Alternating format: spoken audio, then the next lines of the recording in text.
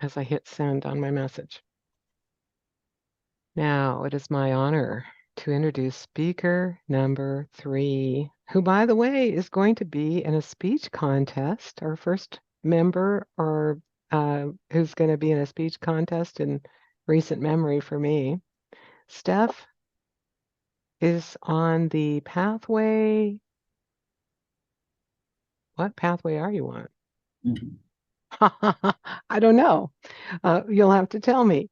Her speech intro is Yee Hah, let's rodeo. How the Wild West brought a tool they called a rope. Welcome, Steff. Yahoo!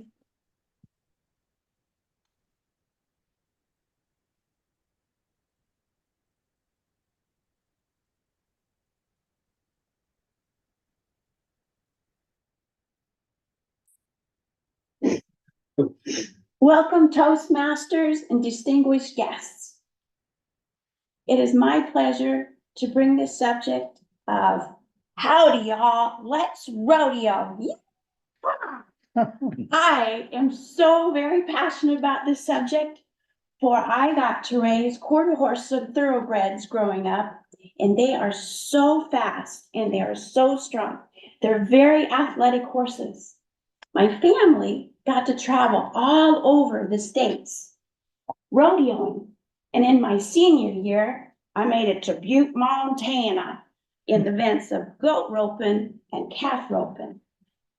Now, I want to take you on a journey on how the wild, wild west brought a sport into play called rodeo, using this tool called a rope. The first slide you'll see is a saddle. This tool, called a rope, hangs over the saddle horn, so it's easy access for the cowboys to get to. But the second most important tool is that saddle horn. That saddle horn has a steel plate inside of it, and it's surrounded with heavy, heavy leather. So it makes that platform really, really strong.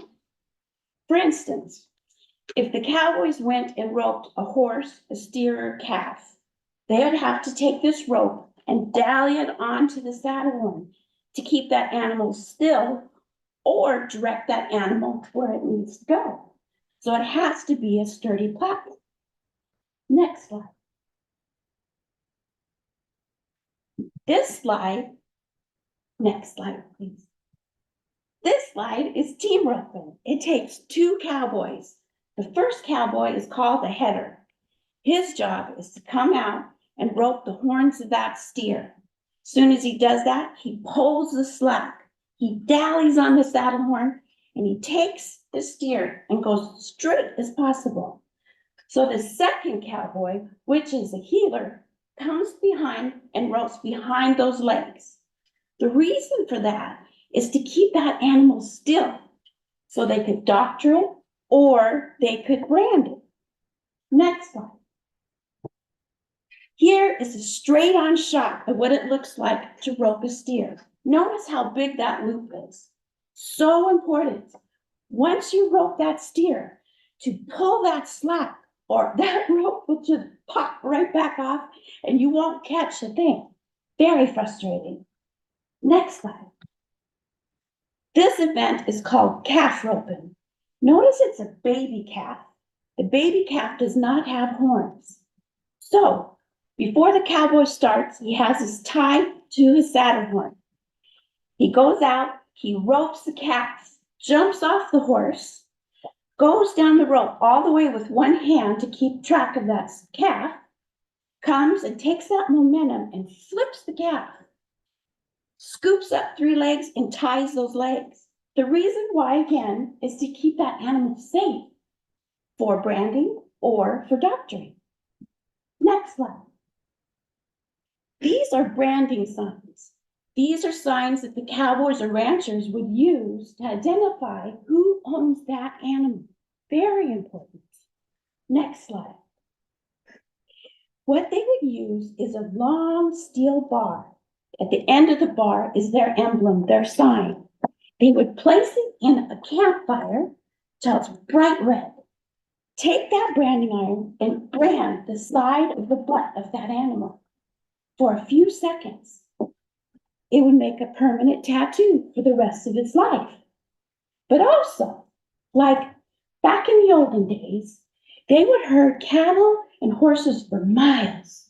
Let's say from Washington State to Montana. It's a long ways. You have to have a way to identify who owns that animal. Second example, but if you take those animals to an auction, there's lots of various types of animals in that auction to be sold.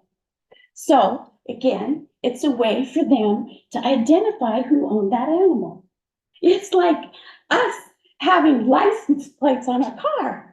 No, who owns that car, right? Same idea.